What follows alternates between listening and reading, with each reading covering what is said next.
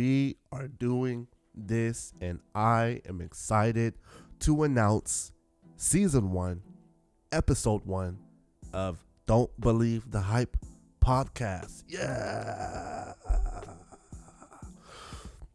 My name is Jay Sean Fluker, and I want to say thank you for everyone that is tuning in and watching wherever you are.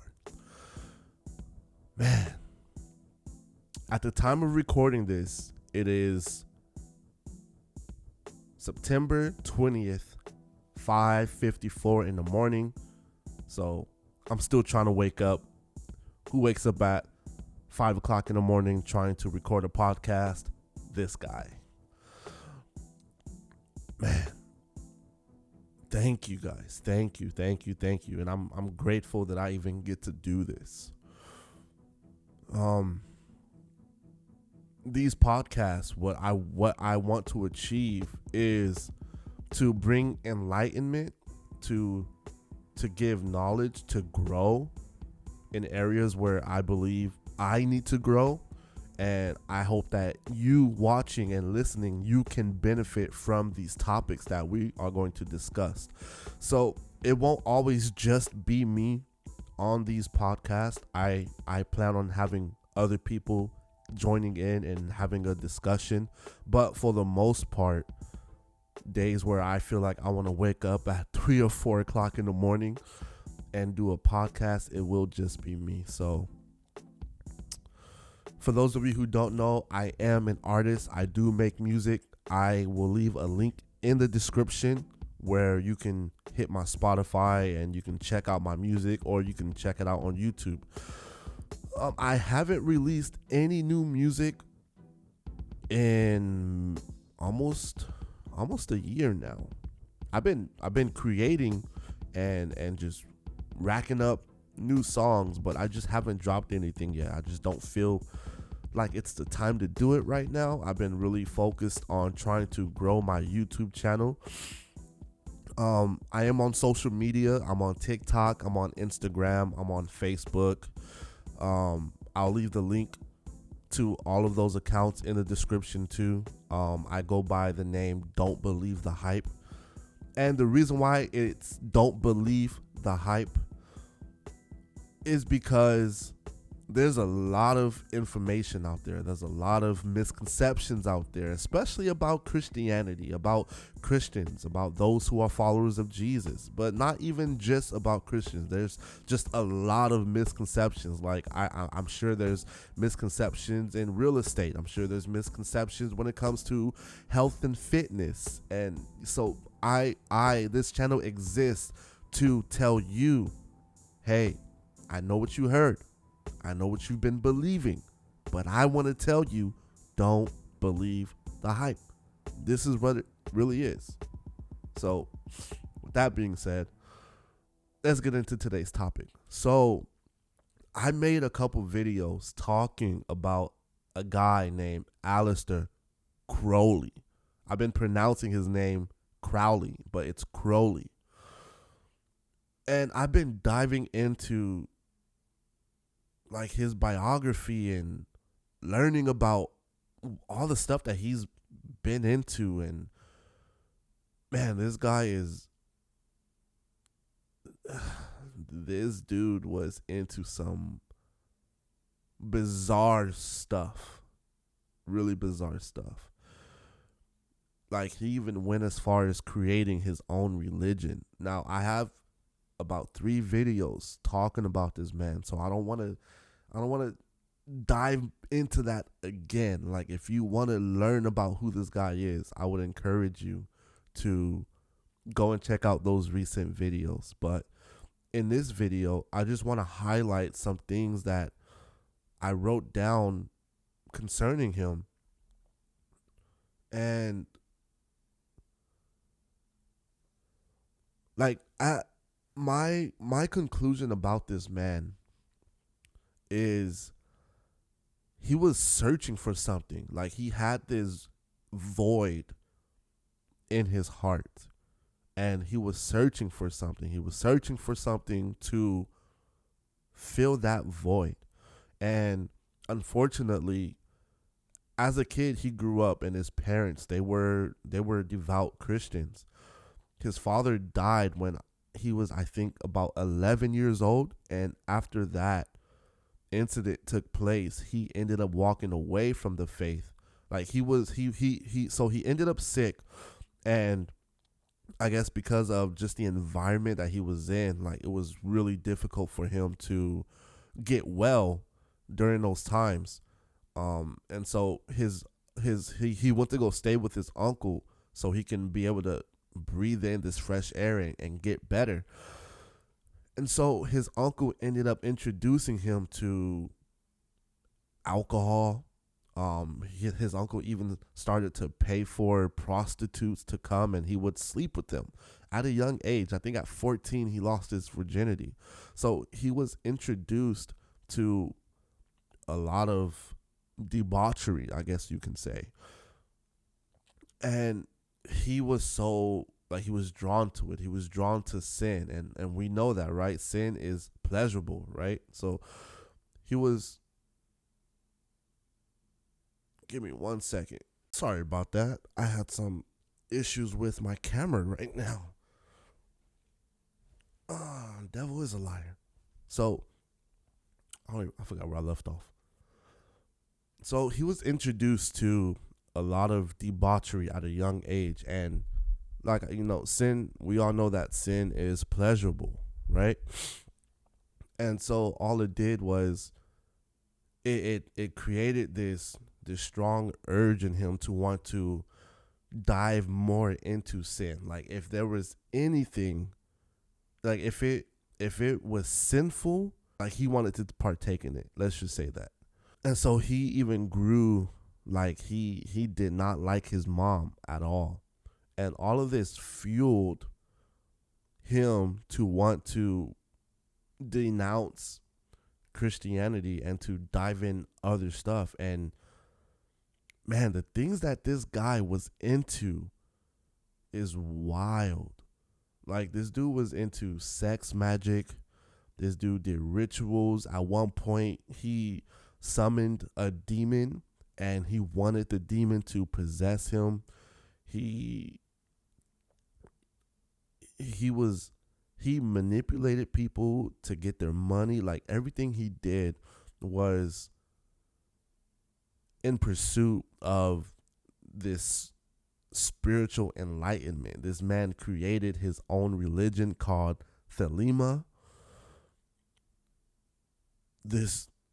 He was a famous mountaineer. He was a poet. He was a painter. This guy, like, his resume is extensive. And so I made conclusions that I feel like this dude's religion and what he created is alive and thriving in our times today in 2023. And I mean, there's churches of Thelema, churches of Thelema everywhere. I work in Orange County. There's a church of Thelema in Garden Grove. This man is the wickedest man to ever live and walk this earth. I wrote some stuff down. I'm trying to find it right now. Yeah, check this out. Aleister Crowley. So, to make his mom mad, very mad, he decided that he was going to take their maid who worked in the house, and he was going to sleep with her on his mother's bed. And so his mother ended up kicking the maid out. She couldn't get a job and ended up turning into a prostitute. And she was actually Jack the Ripper, his first victim. And Aleister Crowley even wrote in one of his diaries that he knew Jack the Ripper, and that Jack the Ripper gave Aleister black zip ties representing the murders that had taken place at Whitechapel.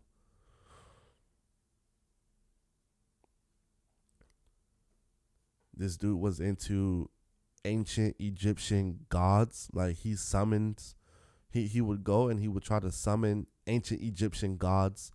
He claimed to have heard the voice of Iwas, which was a messenger of the ancient Egyptian god of Horus.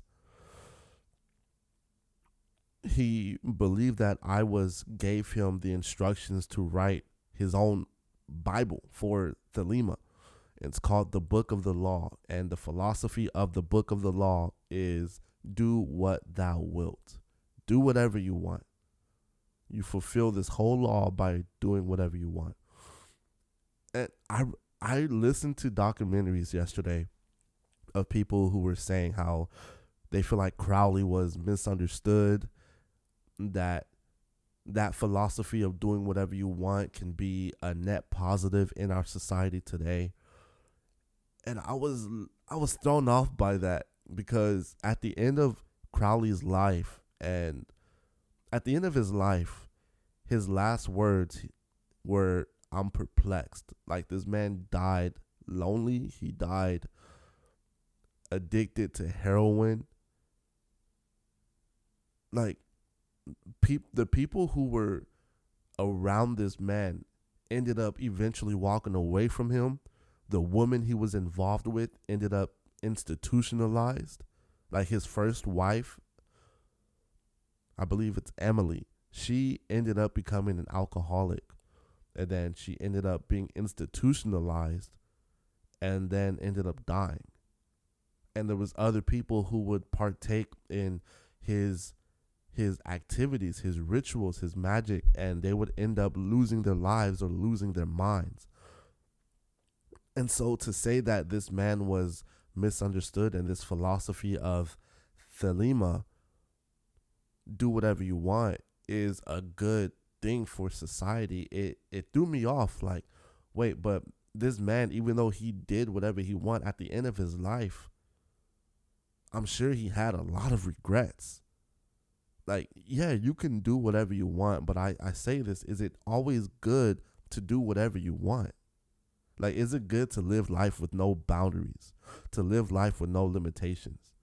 And when he says do whatever you want, you see, Aleister Crowley,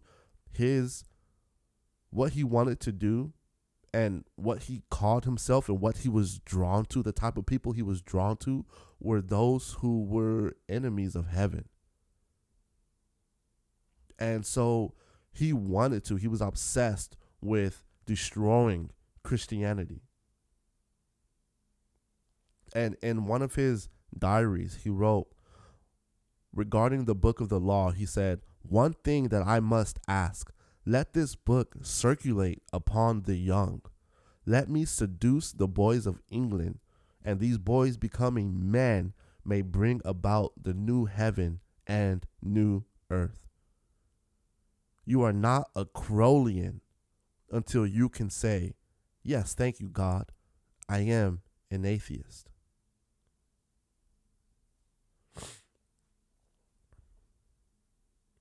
He was an enemy of heaven, and he was drawn to those who were also enemies of heaven. So it makes you think about today in 2023.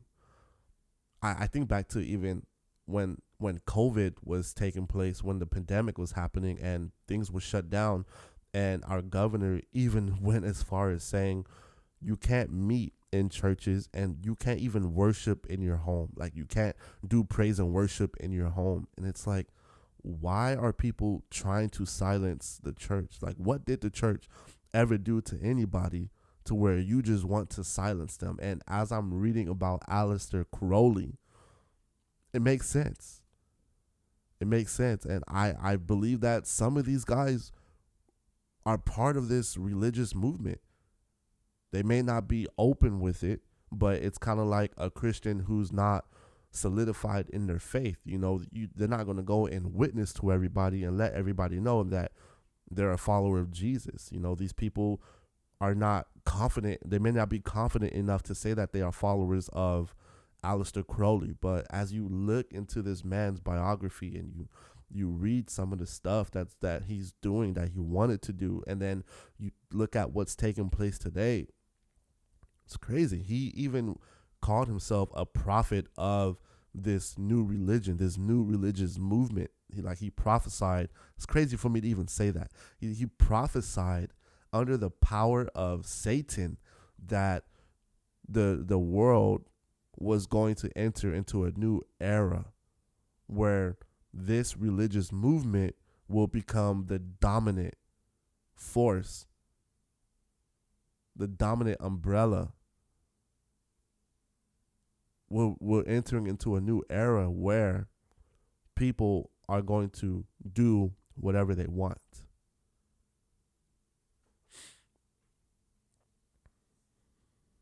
So I'm gonna read some stuff that I just jotted down.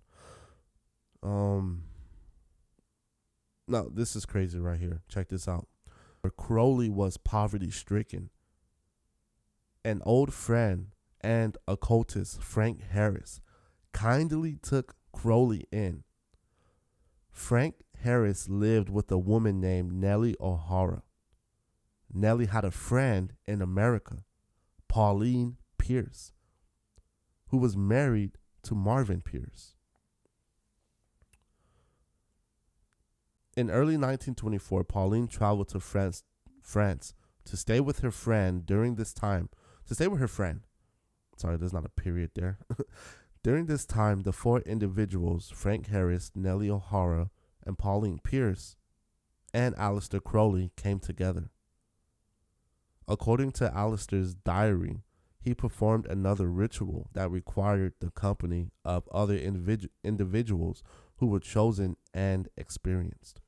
Now, if this is true, that Crowley went through this ordeal in 1924, then it is highly likely, based on his experiences, that his closest associates at that time, including Nellie and Pauline, performed as magical assistants. So they were doing all kinds of sex magic and all that stuff. That's what this dude was into. Pauline Pierce returned to America in early October. 8 months later, on June 8th, 1925, she gave birth to a girl named Barbara. Barbara Pierce married George H.W. Bush, who became the 41st president of the United States. And they had a son, George W. Bush, the 43rd president of the United States. Could the wickedest man in the world, Aleister Crowley, be George W. Bush's grandfather? Crazy, crazy, crazy, crazy. Crazy. Now, no one can confirm if that's true or not, but I mean, it doesn't take a rocket scientist to figure some things out, right? You go and you perform sex magic with the man, and then 8 months later, you end up having a child. Makes you think, right?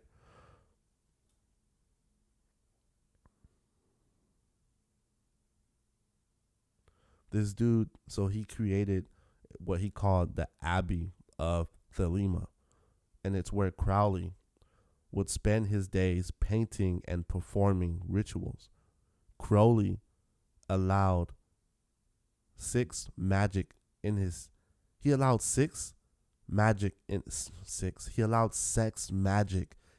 teachings, and even allowed children to watch sex magic rituals. He believed that if you were gay and you were really gay in your heart, you shouldn't have to hide it. If you were bisexual, you shouldn't have to hide it. If you had this strong sexual urge, that you shouldn't suppress it, you shouldn't hide it. If you did, you were going to die. And this dude allowed children to watch him perform these rituals. Now you think about today, what's going on in our world. I just seen a video where a street preacher was getting arrested for sharing the gospel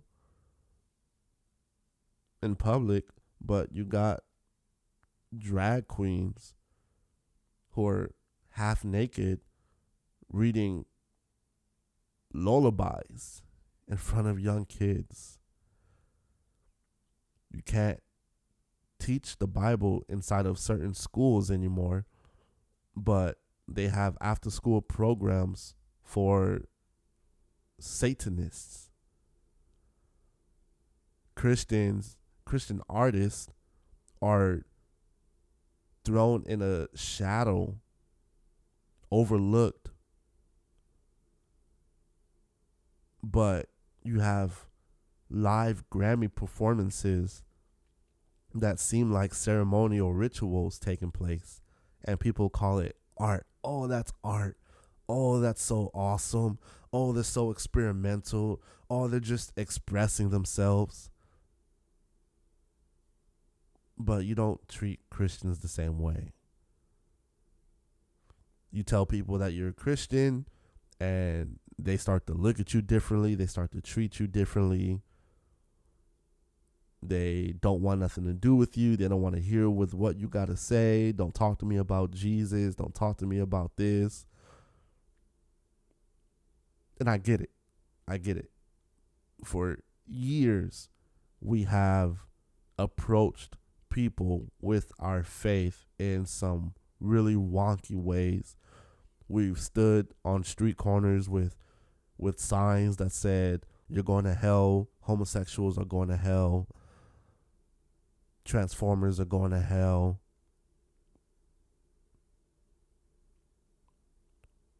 Like I really believe it's all connected to this man, Aleister Crowley. I truly believe that. But I as I read on about him, I feel bad. And this is why I feel bad, because as a child, if his parents weren't pushing legalism on him,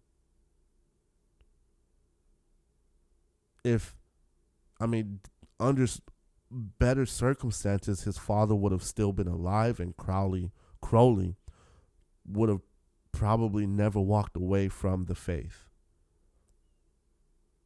That's very telling. That's why it's important for the fathers to be home with their kids. The father to be the spiritual leader in his home. Not saying that the woman can't be the spiritual leader, but there's order in the house, and the man should be the one that's leading the train. With the father gone, Satan can come in and manipulate and do whatever he wants. So I think about people right now who find themselves with that empty void in their heart, and who are looking for something. Like, this world is a lot more spiritual than we actually think it is. People are looking for something. People are looking for freedom, but they're also looking for something that's beyond them. So I think about how many people today are looking for some kind of spiritual awakening, spiritual awareness.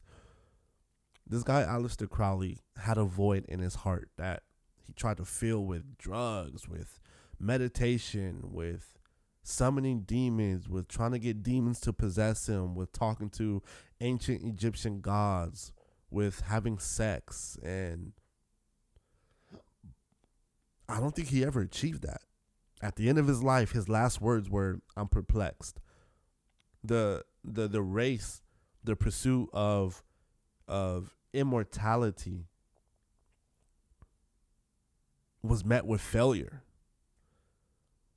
And that's so telling, because People go through their life searching for something in all the wrong areas. And when they get to the end of their life, can they say that they found what they were looking for? You know, people who go to drugs for an escape, for some kind of enlightenment. Like some people feel like when they take certain drugs like shrooms, or they smoke weed or pop pills, that they feel like they're more in tune with the spirit world. Yeah, until you take too much of the drug and you end up losing your life, then was it worth it? Was it worth it? At the end, can you say that you found what you were looking for? Now, for me personally, like I used to be into like zodiac signs. I used to have a crystal around my neck, and I used to have a crystal in my wallet, and I would sit down and I would hold my crystal and I would try to focus and try to connect with the universe. And my crystal on my neck was a good luck charm, and it brought good luck to me, until one day I went to Las Vegas, got in a lake, and when I came up out of the water, the necklace was gone. And I was deflated after that. I felt like bad things started happening. I felt like I had bad luck, and it was, my faith was in those things. My faith was in all that other stuff, crystals and good luck charms. I one time there was somebody who's like a witch doctor, and I had attempted to put a spell on somebody. Like I was about to pay for this witch doctor to put a spell on somebody. I don't know what kind of door that would have opened up if I proceeded with that. But all these other things that I did, I'm sure they did open up doors to allow something to come into my life that wasn't necessarily of God. There's a lot of stories of people who have encountered paranormal activity in their homes, and these entities would portray themselves as being good until they actually start to become vulnerable with these entities, and then before they know it, it's actually a demonic spirit that's trying to attach itself to them and trying to devour them. So many cases of this stuff taking place. This stuff is real. And so you open up these doors, these portals to these spirits that are trying to come in, and you don't understand the spiritual world. You don't understand the battle between hell and heaven. Like there's no hell and heaven, and then there's this realm and that realm, and then that realm, and then this realm. Like it's heaven and hell, and you're allowing one or the two to infiltrate your life, to come in and to reign in your life. Now, God is not going to impose himself on you. He's not going to force himself on you. You got to want him. But, I mean, if we could somehow ask Aleister Crowley if everything he did he find what he was looking for, what do you think his answer would be? This man summoned demons. He did it all. If it was against heaven, if it spat in the face of God, he wanted it. This man was all for it.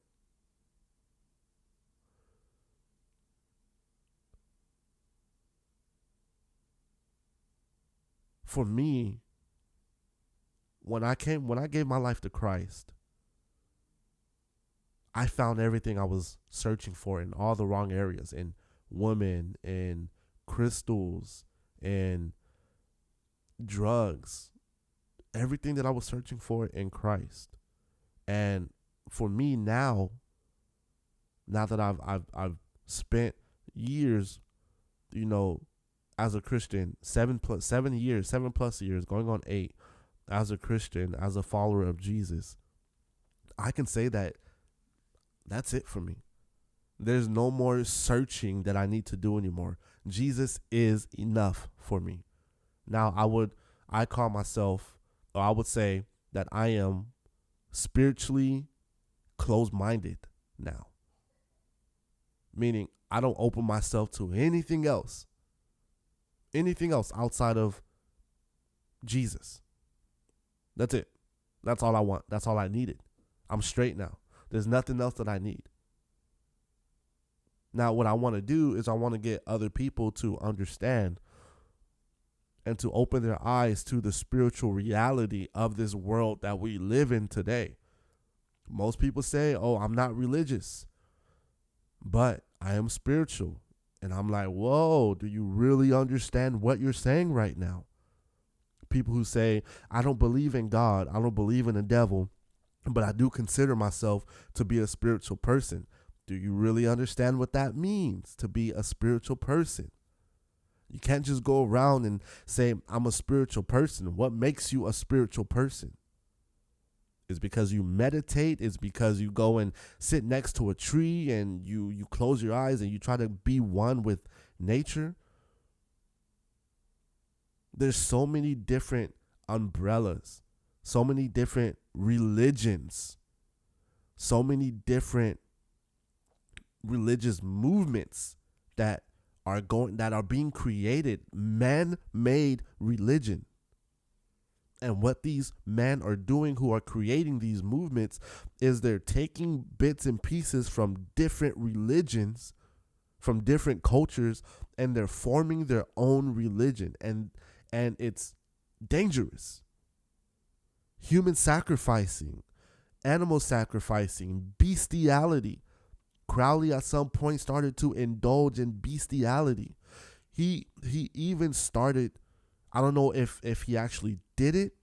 It was recorded in one of his books or diaries that he actually sacrificed 150 humans. But there's a man who was assisting him during his time performing these rituals, and eventually Crowley started to mention about very rarely doing human sacrificing.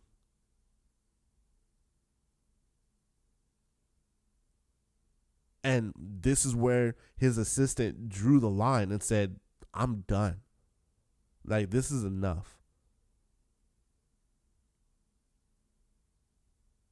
I really believe that Crowley was practicing black magic. People who do black magic. There was a case where he actually got into it with one of his peers, and they fought, but they didn't fight with physical hands. They fought with magic. And the dude who he was fighting with put a spell on Crowley, and made Crowley fall down. I think he fell downstairs. But then there was a woman who was old, and she eventually became young, and she tried to curse Crowley. Like, this stuff is real. I don't know. I can't stress this more to you guys. The stuff is real. There's a spiritual war taking place, and you got people who are summoning demons for power, for wealth, for creativity, for mortality. Very, very dangerous. Playing with crystals, it's dangerous. Horoscopes and zodiac signs is dangerous. These open up doors. These open up portals.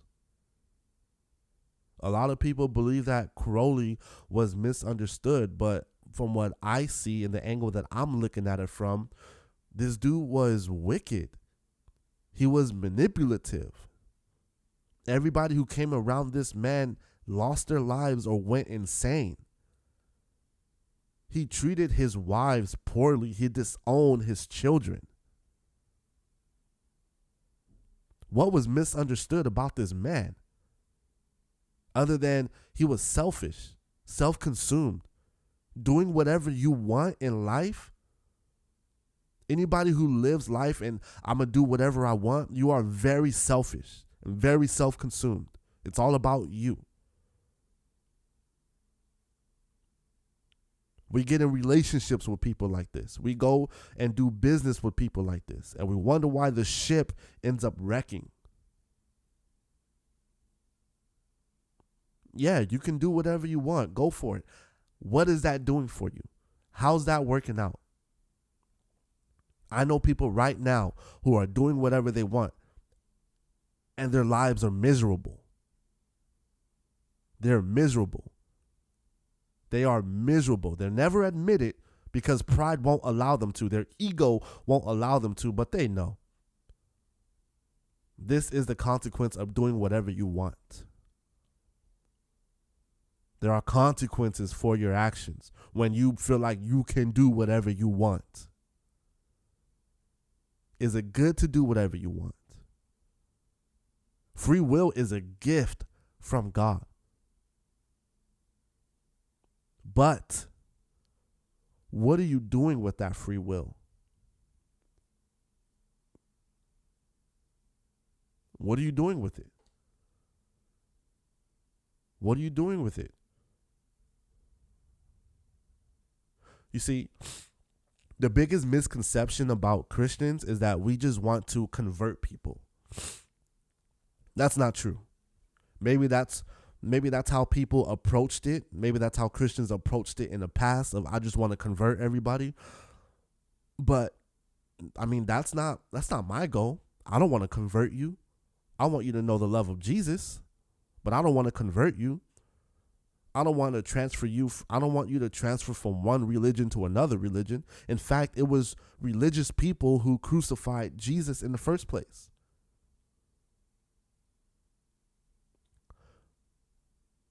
We don't subscribe to religion. We are followers of Jesus. Who is Jesus? The Son of God.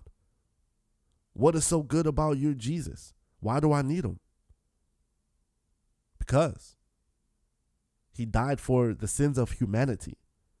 And the creator of the universe that you and I dwell in right now desires, yes, you desires to have a relationship with you. You who curses him.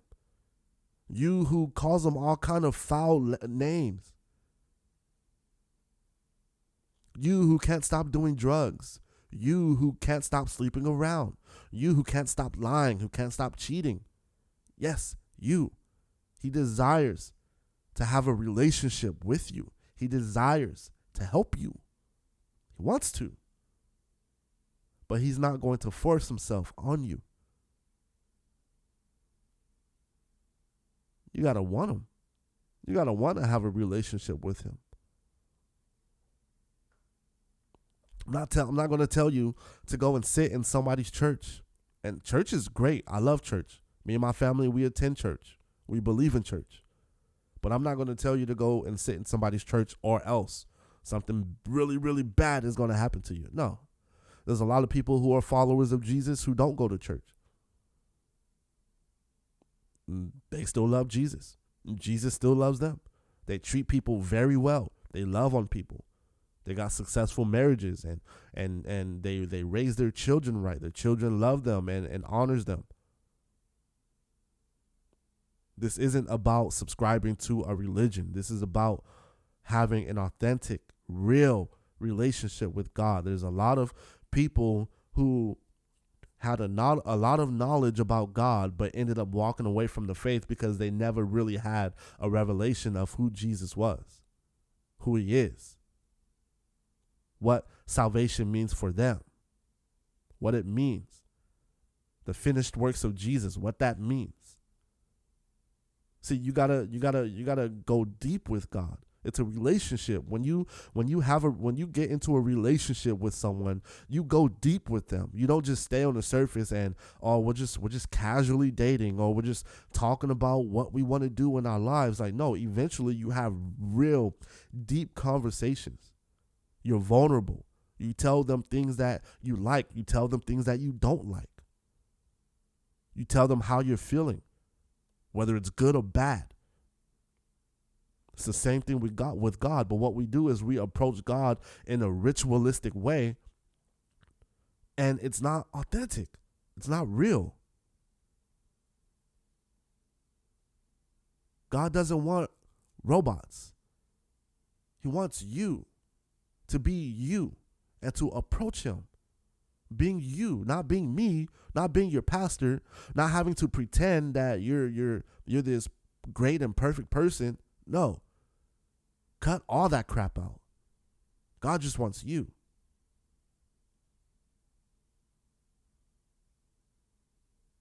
God wants to help you overcome that addiction to pornography, to drugs, to sex. He wants to help you. He wants to help you to stop lying, stop cheating, stop being promiscuous.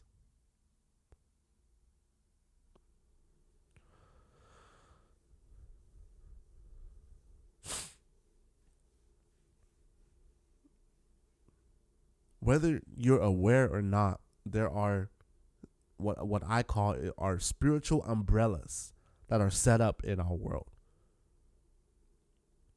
You go back to the Bible and you read about paganism and how God had prophets to go and tear down these false idols. Today, these idols have been rebuilt. It's called modern paganism, neo-paganism. That's what you see live. That's what you see with your celebrities. Doja Cat did a song with The Weeknd where she's dressed up as an Egyptian goddess.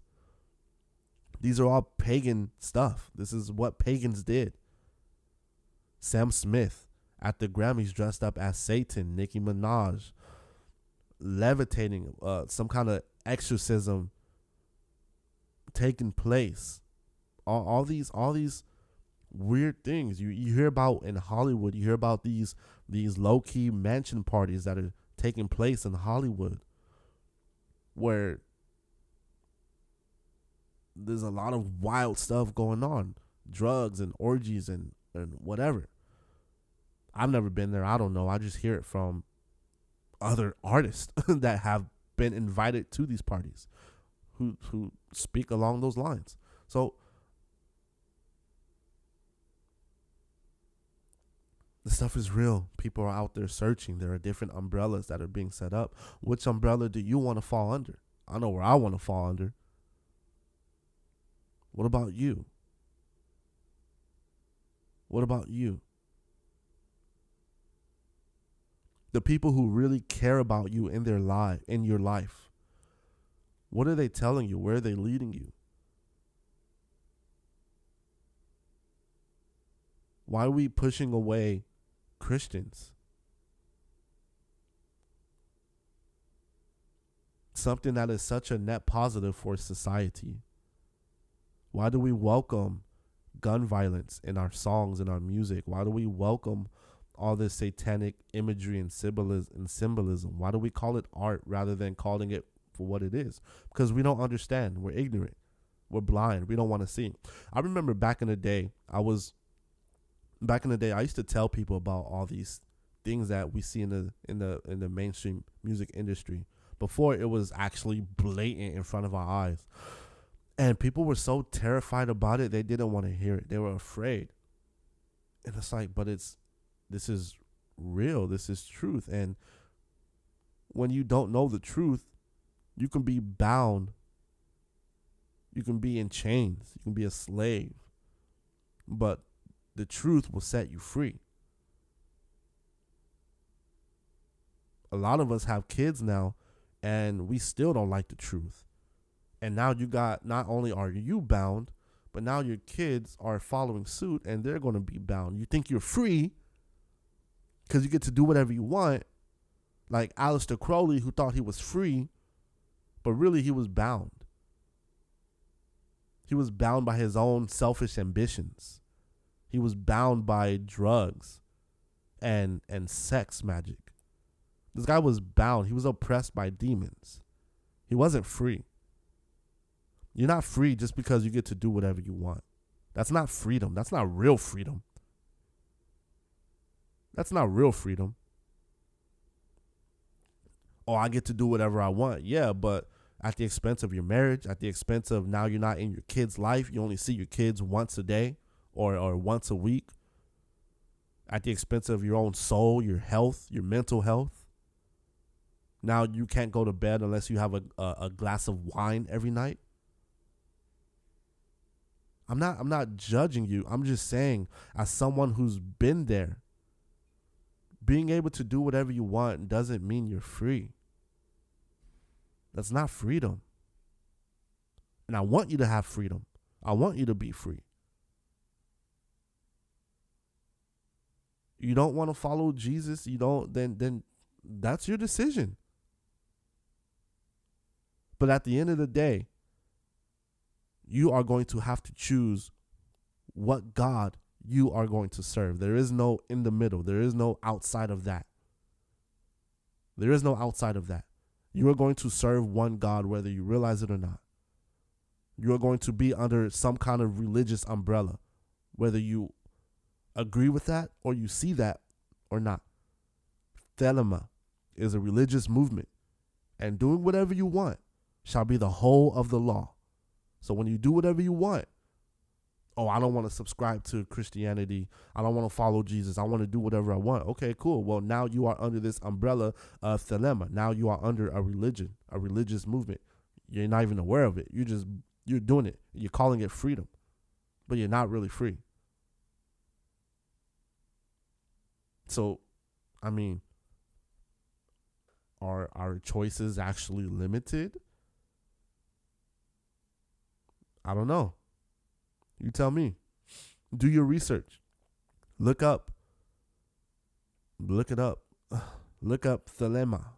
Look up what it's all about. Oh, man.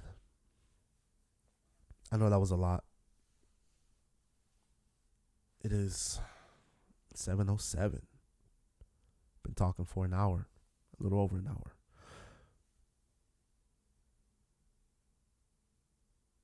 You got a choice. Pick and choose this day on who you are going to serve. But as for me and my house, me and my wife, me and my children, we are going to serve the Lord, Jesus, God Almighty, the only God there is, in my opinion, in my eyes, the one true God. That's who I serve. That's who we are going to serve. That's where my allegiance is. That's where my time, my talents, my attention, my focus is on that. Anything outside of that, I'm good. I don't want it. I don't want it. I don't need it. It ain't for me. I'm solid. But you are going to have to choose. And it's crazy because there's even people who are followers of Jesus who are Christians, but they're 1 foot in and 1 foot out. And Aleister Crowley was all the way in his pursuit to spiritual enlightenment. He was all the way in. This man did anything he could to achieve spiritual enlightenment. Why wouldn't you go all out for this Jesus that you say you believe in? Why wouldn't we? God showed me something. He showed me how people are into all these weird different things. All these different spiritual practices. And when stuff hits the fan, who are the ones to come in and deliver people? Who are the ones to come in and minister freedom, minister healing, minister salvation, minister forgiveness? It's Christians. It's followers of Jesus. We're anointed for this. We're anointed for it. We're anointed for it. The Spirit of the Lord is upon me. For he has anointed me to bring good news to the poor, those who are spiritually without, those who are spiritually bankrupt. We got good news for you. You don't have to stay that way. We got good news for you. Jesus saves. This is Don't Believe the Hype, and I'm out. I'll see you guys for episode 2. All right, peace. Got a lot of questions, don't know what to do with them, I'm just left guessing, yeah. Do I need to know every season and direction where I'm headed, hoping that I'll be protected in a land that's so far?